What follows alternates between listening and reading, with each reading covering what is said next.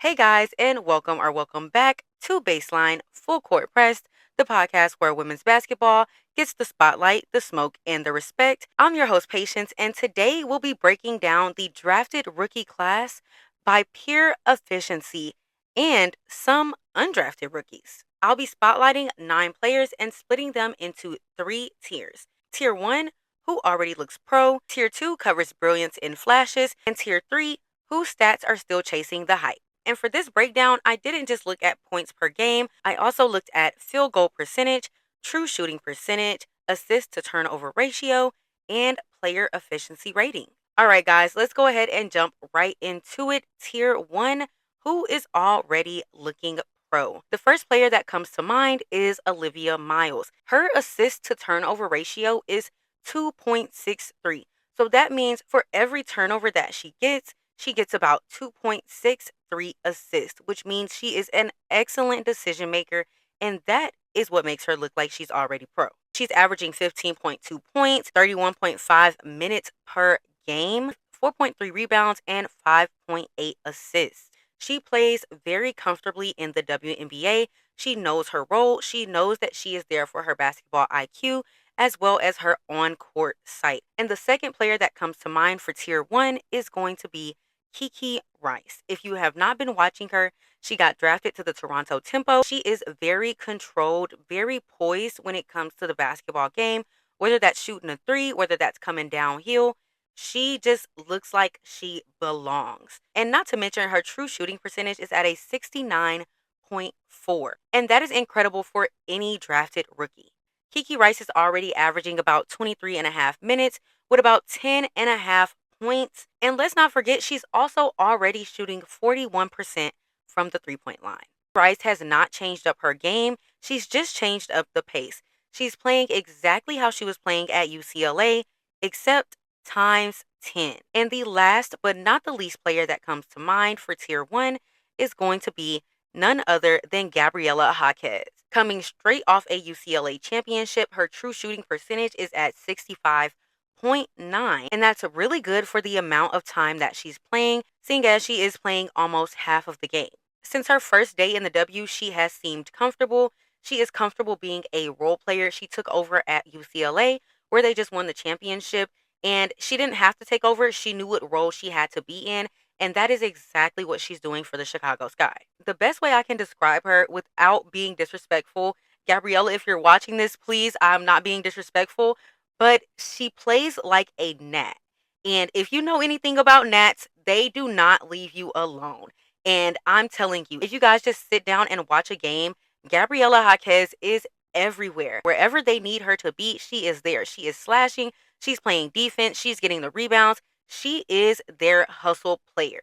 And that hustle means that she is able to impact the game without scoring, which I think out of all the rookies that I'm going to go over today, she impacts the game without scoring the most.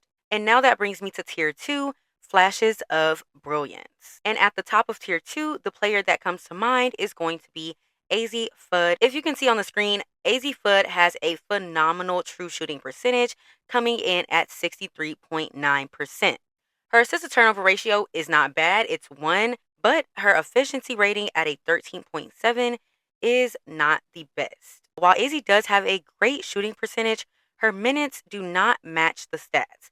She averages about 20.7 minutes per game and only averages 7.7 points. I would love to see Dallas create a play or two around Azzi Fudd and see how she works with that, as well as I would also love to see Azzi Fudd getting a lot more spot up shots and her teammates finding her where she is comfortable. Over the last few couple of games, she has been able to create things for herself, and I think this is where she is going to flourish as well.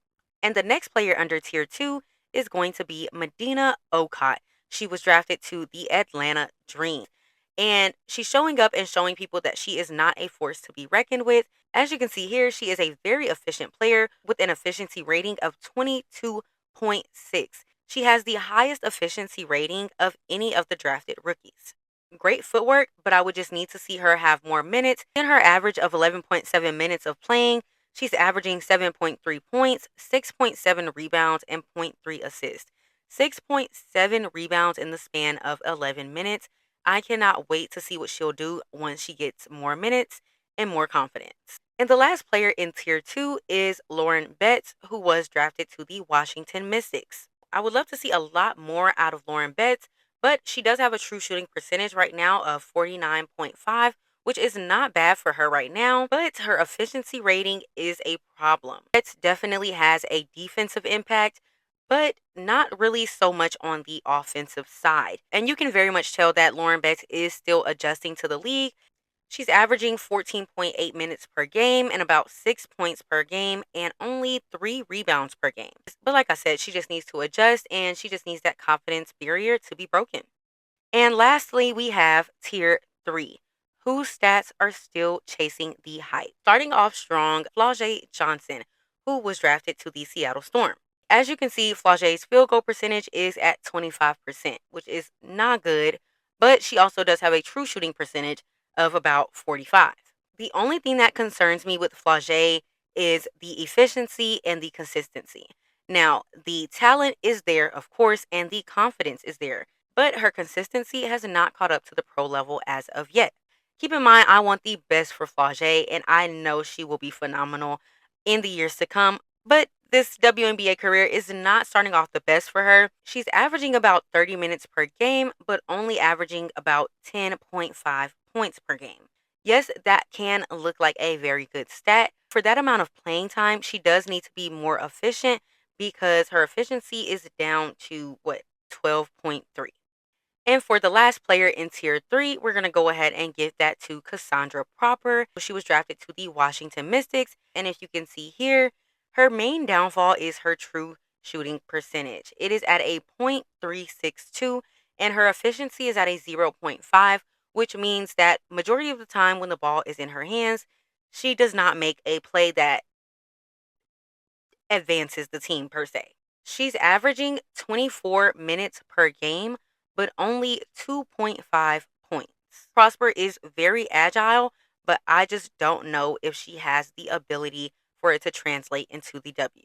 That was the last of the drafted rookies that I wanted to talk about, but I cannot go on to the next thing without shouting out the undrafted rookies that have been dominating the game. They are outperforming every drafted rookie in the 2026 class. Let's start off strong with Pauline Azzi, who has the greatest efficiency of all the rookies, standing out at 25.3 with a true shooting percentage of 70.6. That is insane for a rookie. She is just 24 years old, and keep in mind, she is undrafted, averaging about 17 points per game as a rookie with 3.8 rebounds. Come on, guys. And I simply can't ignore the talent. And the last undrafted rookie that I want to go over is going to be Jovana Nojic. She went undrafted, and she is playing for the Phoenix Mercury. Now, her true shooting percentage is at a 68.6. Some might say she is 28, so how can she be a rookie? That is not what matters. I mean, yes, it does play a factor because she has been playing overseas, but this is her rookie year in the WNBA. But her biggest stat is that she's shooting 65% from the 3-point line. I definitely just wanted to give them a little shout out because they are dominating the game as rookies, even though they did go undrafted. Now, I want to ask you guys a question. Is efficiency more important than volume when it comes to these statistics? Now, let's get into my favorite part, my rankings and my hot takes. I did about 4 rankings and I'm not going to go too hard today on the hot takes, okay, guys? My number 1 is Olivia Miles. She is the most efficient drafted rookie to me. She could be more efficient, but coming in hot behind Olivia Miles is Gabriela Jaquez. Have you seen the girl run? Go ahead and pause this video for me. Go watch a game of hers, and in the first 1 minute or 2 minutes of her in the game, you're going to see exactly what I'm talking about. Gabriela Jaquez runs to her spot like she is on fire, and I freaking love it. If she was playing 40 minutes of the game, she's going to be like that 40 minutes of the game. And for me, that's exactly what puts her right behind Olivia Miles. The most underrated drafted rookie to me is going to be Kiki Rice. She puts on a masterclass in stillness.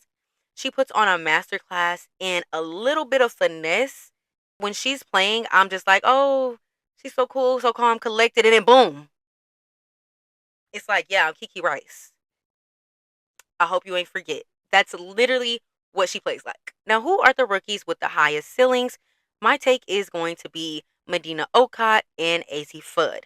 I would love to see Azzi Fudd rise to the star power and truly, truly be the people's princess. I just think she does need a little more confidence. And Madina Okot, guys, she could be one of the biggest things in the WNBA. I'm not even kidding. And lastly, the rookie that I want to see more from is going to be Lauren Betts.